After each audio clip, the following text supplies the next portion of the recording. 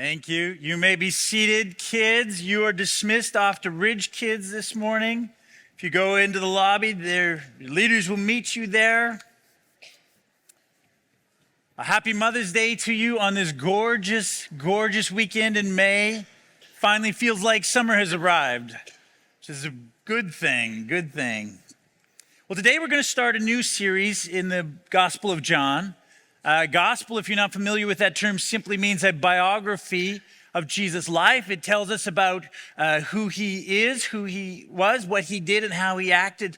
And the gospel that we're looking at is the one that the Apostle John wrote. He was there. He witnessed it. He saw Jesus, his death, and his resurrection. And so we've been kind of slowly working through the Gospel of John on and off over the last year and a half or so. And so we're going to pick up again in John chapter 8. Last week, I was reading an article about a man named Vito Perrone. Vito Perrone was a very successful high school principal in a school district in Massachusetts in the United States. After finishing working there, he took a job as an interim superintendent at a nearby school district.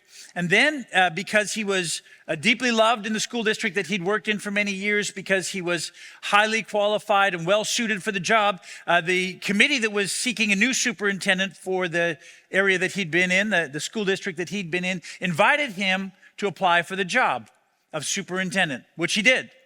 And they liked him so much that they formally offered him the job. But then they began a negotiation around compensation. And in one of the emails that he wrote to the committee, he addressed some of the women in that committee as ladies. Now, he did that without any bad intent whatsoever. But the ladies, the women in that group were deeply offended. They felt that it was a microaggression against them. And as a result, they said he should have known about this, and they withdrew the offer of the contract and gave it to someone else.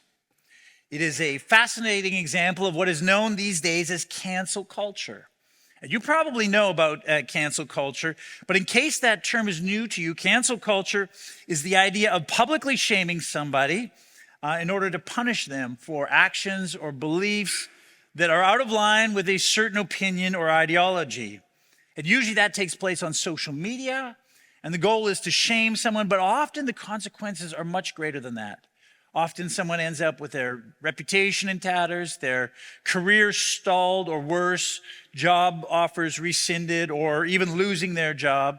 And the significance of those consequences for not acting in line with the expected attitudes and actions of those who are canceling them are usually quite significant. And if you've heard about or seen this happen, if it's happened to you, you know there's this raging debate about it, right? There are those who on the one hand say that it is a necessary way to hold people to account for their actions. And there are those on the other hand who say, no, it stifles free speech. It punishes people for making choices and decisions that some group of people have randomly decided are acceptable or not acceptable. But that's what cancel culture is. And in the story we're going to look at today is all about cancel culture. Because it turns out that this is not something new in our society. This is something that has gone on for thousands of years. It also turns out that some of the people who practice it most commonly are the religious crowd. And so today, in the story we're going to look at, Jesus comes face to face with cancel culture. And it's fascinating to see how he responds, because if we're following in his footsteps, his response should inform our response. So here's the situation. Again, it begins in John chapter 8. The beginning, it says this. Then they, the people, all went home, but Jesus went to the Mount of Olives. At dawn, he appeared again in the temple courts where all the people gathered around him, and he sat down to teach them. The teachers of the law and the Pharisees brought in a woman caught in adultery. They made her stand before the group and said to Jesus, "Teacher, this woman was caught in the act of adultery. In the law, Moses commanded us to stone such women. Now, what do you say?" They were using this question as a trap in order to have a basis for accusing him. So Jesus is standing in the courtyard. It's the morning time. The crowds have gathered for him to teach them. And in the middle of this barges in the religious leaders With this woman in tow, they sort of set him in front of her like she's on trial. And they say, this woman was accused of adultery. Not accused, we caught her in adultery. We know this. And the law says that she should be stoned. Jesus, what do you say? Look, you want to talk about cancel culture? This is the ultimate cancel culture, isn't it?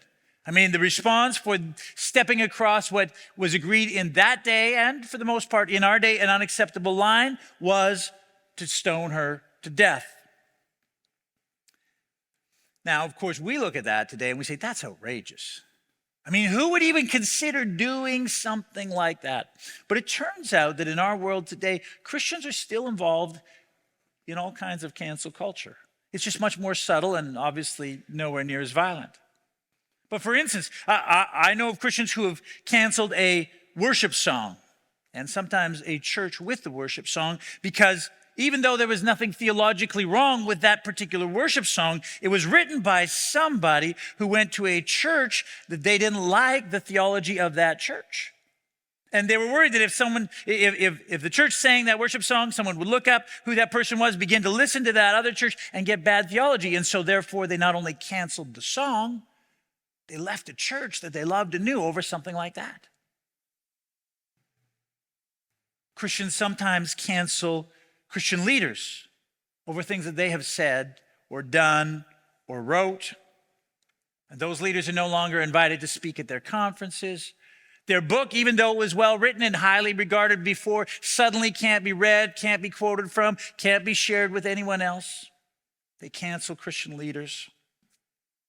There are Christians who cancel others over their political positions. Other Christians or other people take political positions that they find unacceptable, and so they cut those people out of their world, out of their life. There are Christians who cancel other Christians over their sins. Sometimes it's Christian leaders that are canceled. Sometimes it's people that they know personally in their life. Sometimes it's people that they just kind of know and understand that they did something, and so they are out. They're canceled. Christians are certainly not immune to practicing cancel culture. So the question is why? Why is it? What is it that would motivate good Christian people to cancel other people in their life? And I think there are a number of reasons why we are sometimes tempted to this. One of the reasons is fear. A fear that if we don't respond or react to the sin in someone else's life, to what they did, that it will look like we are soft on sin, or even that we condone it, right? I mean, this was the trap for Jesus, wasn't it? Jesus had been going to a lot of parties with tax collectors, sinners. And the fascinating thing is wherever Jesus went, these prostitutes kept showing up. One breaking a glass bottle of expensive perfume over his head. Another showing up and weeping on his feet and drying his feet with her hair. And now this woman who was caught in adultery is right here. And the question is, Jesus, are you going to say something? Or are you soft on sexual sin? Maybe you condone it. Jesus, maybe you got something going on in your life that you're not telling us about. Right? I mean, Christians, sometimes it's fear that drives them, sometimes loudly, sometimes publicly, to cancel someone else so that they don't look soft on sin. Or worse, as if they condone it. Sometimes people do this because they're fearful of what others will think of them. A second reason why some Christians are tempted to practice cancel culture is they desire to control how others act. They begin to think, look, if somebody does this kind of sin and nobody says something and they get away with it and they do it with impunity, maybe they'll do it again. And if no one says something, maybe others will think, oh, I guess that's okay. And maybe they'll do it and soon everyone will do it. And we can't have that. So the response is to say, let's make an example of that person. Let's show everyone, this is what will happen if you cross this line. And they desire to control how other people act. Third reason why sometimes Christians cancel others is that they're hurt. They trusted that person. They looked up to that person. That person was a role model for them, a spiritual leader in their life. And they went and did something that crushed their trust in them. And so they're hurt by their actions. It's another reason why Christians sometimes cancel others. And then there's one more reason. Sometimes Christians practice cancel culture because they are self-righteous. You know, it's easy. We have a tendency to vilify the sins that we're least likely to commit. And when someone does something that we would never dream of doing, we're quick to say, I can't believe that someone would do that. How dare they? And then we get into canceling them. Of course, when it's our sin, it's different, right? I mean, when we fly off the handle in anger, or we end up looking at porn late at night by ourselves, or we end up, belittling the person at the cash register because they can't seem to get it right. That's wrong, it's bad, we know, but it's different. I mean, we're tired, we're stressed, we're hungry, they provoked us. We're really quick to judge others, to cancel others, but we're also quite quick to rationalize our own sins. And often, when we're self-righteous, we make judgments based on a singular action that someone else has done. Their whole life, everything else that they have done doesn't matter. Even what's going on for them in the moment doesn't matter, often because the self-righteous don't know. I mean, take, for example, a 16-year-old boy who comes out, who tells his folks that he's gay. The response from the self-righteous is to cancel. They would never be like that. Plus, it's wrong. And if they don't come out and condemn it, maybe it looks like they're soft on this thing, on sin. And maybe others will think it's okay. So it requires a firm response. But the self-righteous make their judgment based only on one piece of information. And one that they know only from a distance. And they never even bother to find out what else is going on. What the self-righteous don't know is that 16-year-old boy has experienced unwanted same-sex attraction for 3 years. And he stayed up night after night trying to pray it away. And he's got up early in the morning and begged God to change this situation in his life. And he shed countless tears about it. He's struggled alone with anxiety and depression, shame and confusion and doubt and fear. For 3 years, he hasn't told anybody. And it's eating him up on the inside. And finally, after many long agonizing nights, he decides that he is going to tell his folks or his youth leaders or somebody else in the church that he knows and trusts. And he's terrified. I mean, what is their response going to be? Are they going to condemn him? Are they going to reject him? Or will they hopefully accept him and walk with him on the journey that is surely before him? See, the self-righteous, they consider none of that. They're simply quick to judge and quick to condemn, and they've got the stones already in their hands. They're just waiting for the chance. But not Jesus. Here's how Jesus responds to the pressure in his life in front of all this watching crowd with this woman who very clearly was an adulteress. Here's how he responds to the pressure to cancel her. John tells us what happens. He says this, "But Jesus bent down and started to write on the ground with his finger." Jesus just slows the whole thing down. He doesn't rush into anything. He doesn't begin to argue with the religious leaders. He doesn't interrogate the woman in front of him to try to find out more information. He just like, whoa, let's slow this whole thing down. And he just bends over and begins to draw in the dirt on the ground because he won't be drawn into their trap. But they are impatient. And so here's what happens next. When they kept on questioning him, he straightened up and said to them, "Let any one of you who is without sin be first to throw a stone at her." Again, he stooped down and wrote on the ground. Jesus stands up, he says, "You're right. She's an adulteress. She knows it. You know it. I know it. We all know it. So, whoever's without sin, throw the first stone. After that, the rest of you feel free to join in." And see, it's brilliant Jesus, isn't it? I mean, Jesus is just so brilliant in all that he does. He questions them in order to help them become self-aware,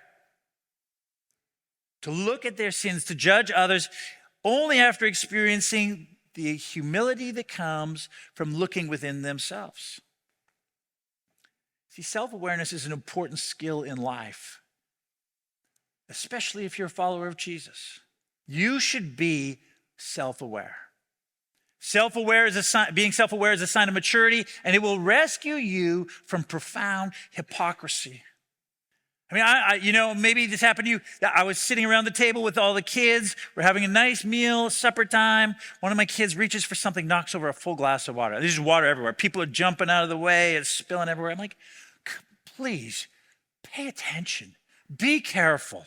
And as I get up to get a cloth to clean up their mess, I look down to see a tomato stain running from here to here. Mid-50s, still can't get all the food from my plate into my mouth without leaving some here, right? Oh, we're quick to judge others. We're quick to cancel and forget that we have all kinds of sin in our own lives.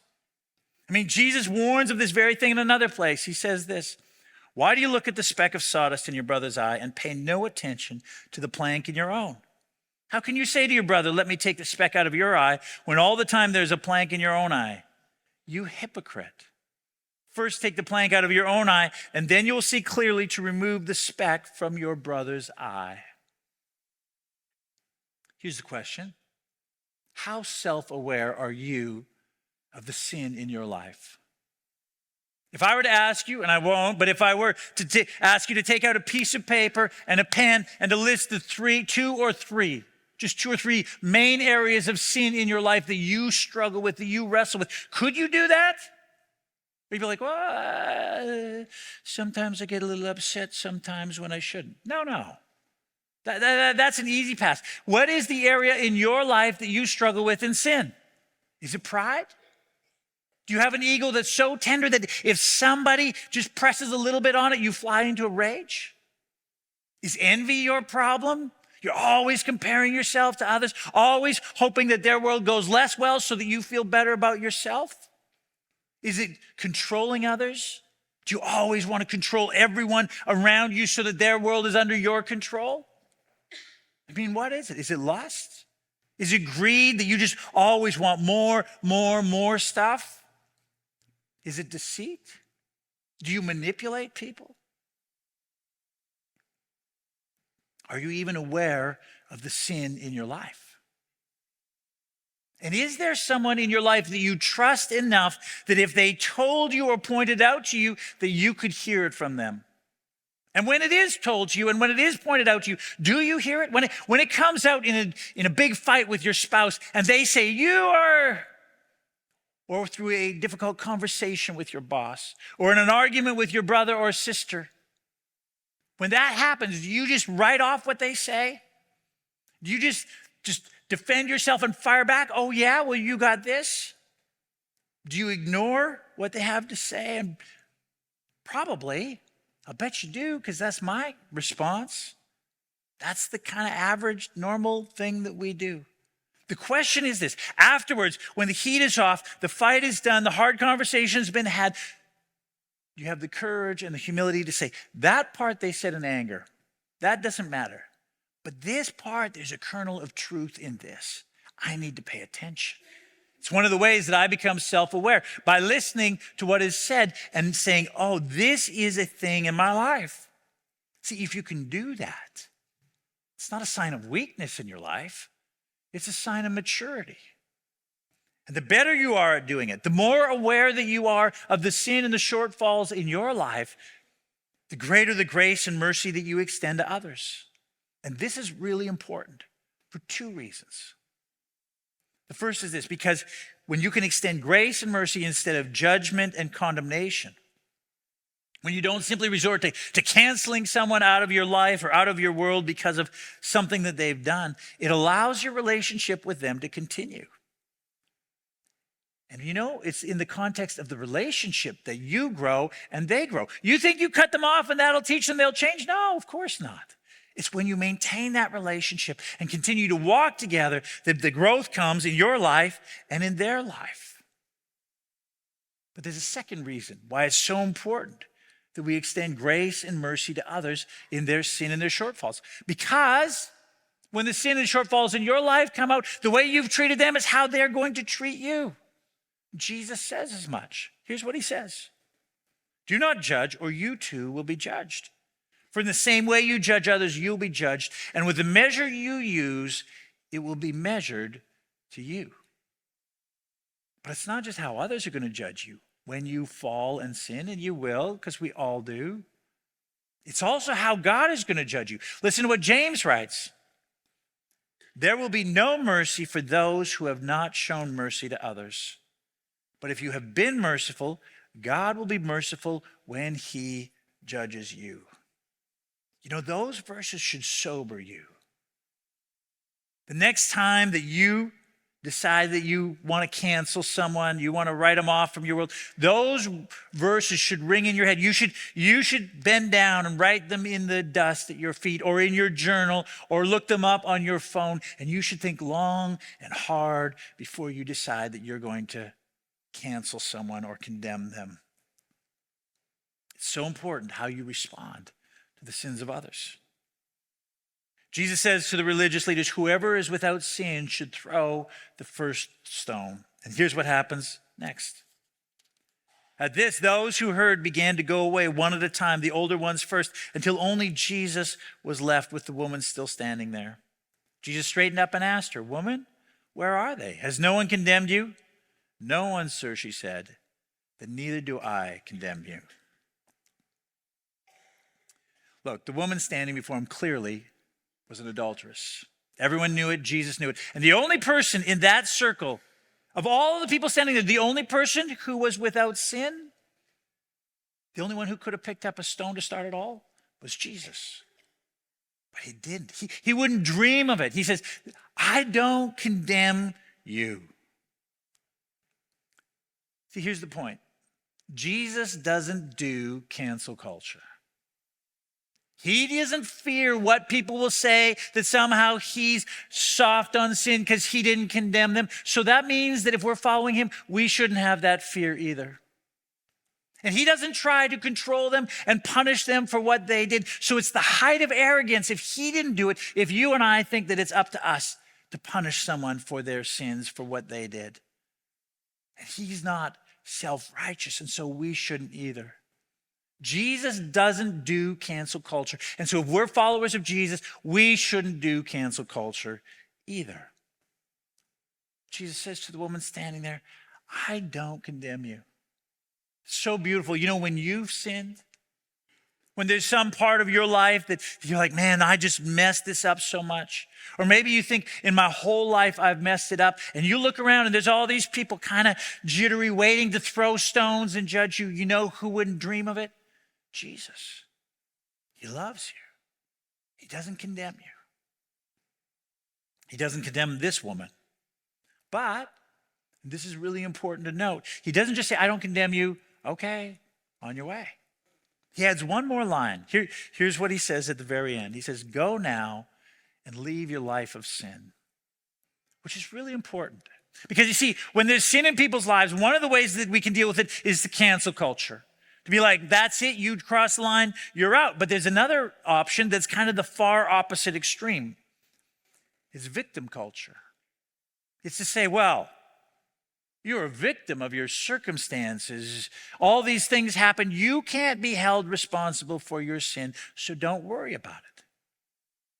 And in Jesus' case, he could have done that. I mean, you know, in that day that women had hardly any rights at all. I mean, they had very little rights in that culture whatsoever. And do you find it interesting to note that there isn't a man standing there beside her? Right? I mean, isn't that interesting? You know, adultery is a two-person event, and the same punishment was due to the man as to the woman, but there was no man there. What's that about? Did he get away, or did he get away? And maybe her husband was mean and difficult and ignored her. Maybe he drove her into the arms of another man. And very clearly, the religious leaders were using her situation in their vendetta against Jesus. She was a pawn in their power games. And Jesus could have let her off the hook. He could have said, "Hey, given your circumstances, given the way this society is built, don't worry about it." But he doesn't. He knows much of this, maybe all of it, and yet he doesn't treat her like a helpless victim. He doesn't treat her like a little child with no control over life and therefore no responsibility for her actions. Instead, he treats her with the deepest of respect. He treats her as you should any adult, as someone who is responsible for their actions and who can change and who can choose to live differently. And so therefore he says to her, go and sin no more. See, the second thing that we need to see here is that Jesus doesn't do victim culture. Many people try to live in the realm of victim culture. They justify their sins by saying, like, my mother was controlling when I was a kid, or my father was emotionally distant, or the system is stacked against me, or my past experiences are part of my problem, or my current experiences, or I was born this way, or they justify it because the powerful, the man who should have been there, he's not there, so why am I being punished when others aren't being punished? Why should they be held responsible for what they did? They say that they're a victim. And so they shouldn't be blamed for their actions, for the sin in their life. Now look, that doesn't mean that there aren't real circumstances that play out in our lives, in the lives of others. There are real circumstances that have real impact upon our lives. It also doesn't mean that we shouldn't work to deal with the injustices in this world. One of the things that God has called us to is to deal with injustice in this world. But what it does mean is that we accept responsibility for our own sins, regardless of what has happened to us or is happening to us. And it means that we treat others with respect and with dignity, as not as someone to be pitied because they have no control in their life or over their life or because they're a victim, but as someone who is responsible for their actions and therefore capable of dealing with the sins in their life. Jesus doesn't do victim culture. And he doesn't do cancel culture. So if he doesn't do either of those, then what is the way of Jesus? Well, the way of Jesus is the way of grace and truth. Jesus extends both incredible grace to people, but he also gently and firmly speaks the truth. It's the Jesus way. It's Jesus culture. It's the kind of culture that we want to have here at this church. So, let's agree that here, at this church, at Ridge Church, that we aren't doing cancel culture. We're not cancel culturing people out there, and we're not cancel culturing people in here. Because if we get that kind of culture going, then how will we ever have the kind of freedom to tell one another about the real struggles and the real sins in our life so that people can come alongside us and care for us and walk with us and encourage us and strengthen us as we follow Jesus? See, a church that has cancel culture going, in that kind of a church, everyone, from the pastor on down, has to act like they've got it all together. That there's no sin in their world, that there's no messiness going on, that everything is good because they follow Jesus, and that's what should be for good Christians. And they see each other on Sunday and they smile, and then they go home the rest of their week and desperately try to work through the problems all by themselves. And as they're at home, they think, I must be the only Christian in this place, in this church, who struggles with these things. I must be a terrible Christian. That's not us. This place here, we are filled with sinners. You're a sinner. I'm a sinner. We all have made mistakes that have left us in bad places. Choices that we wish that we could take back. Sins that we struggle with in our lives. And so we are not going to become a place of cancel culture. If you think, hey, you know what? I just going to go home and solve these problems on my own. You can try. It's pretty tough to do. The best way is to find a few other people around here that you trust and to get real and say, look, I got these things. Let's walk together as we follow Jesus. They need you in their life and you need them in your life. We're not going to do cancel culture. But let's also agree around here in this church that we're not going to do victim culture either. That when someone has the courage and the humility to say to you, this is the sin in my life, this is an area that I struggle in, that you don't give in to the temptation to say, oh, it's okay. It's really hard for you and it's no problem. Don't worry about it. That instead, you listen. You say, oh man, I can't believe how hard that must be. I understand the circumstances in your life. But let's walk together as we follow after Jesus. Let's seek to live differently, to deal with the sin in our lives. See, that's Jesus culture. And that's the kind of culture that we want in this place. It allows us to find freedom and growth through the work of Jesus in our lives as we walk together with one another in true community. It's the kind of church we want to be. So that someone who has had an abortion and that has never told anyone and that thing weighs so heavily on them and is slowly burning them up can finally say to a few friends, this happened in my life. It's killing me. And those people say, look, we don't condemn you. We got our own stuff. Let's follow Jesus together. So that in our church, a 16-year-old boy who has been struggling for 3 years with same-sex attraction can come and tell his parents or his youth leaders or someone else in the church and say, look, and we say, look, we don't condemn you. We got other stuff that we're working on. Let's follow Jesus together. So that a mother who is drinking more and more and more because of the pressures in her life can tell some of the other mothers in her world, look, this is a thing, without fearing that they're going to recoil and withdraw and pull away. But instead they say, we don't condemn you. We got our own stuff. Let's follow Jesus together. So that a husband and father who knows that when he gets in a rage, he begins to say and do things that he shouldn't say or do, can share with a couple other guys. They say, it's okay. We're going to walk with you. We're going to help you be accountable to follow what Jesus calls you to do in your life. See, here's what we say about our church, that this church, our church, Ridge Church, is a school for sinners, not a sanctuary for saints. We're a community of people who are seeking to follow Jesus, not perfectly, not nearly perfectly, but as best as we can. And where our sins and our failures and our regrets don't define who we are.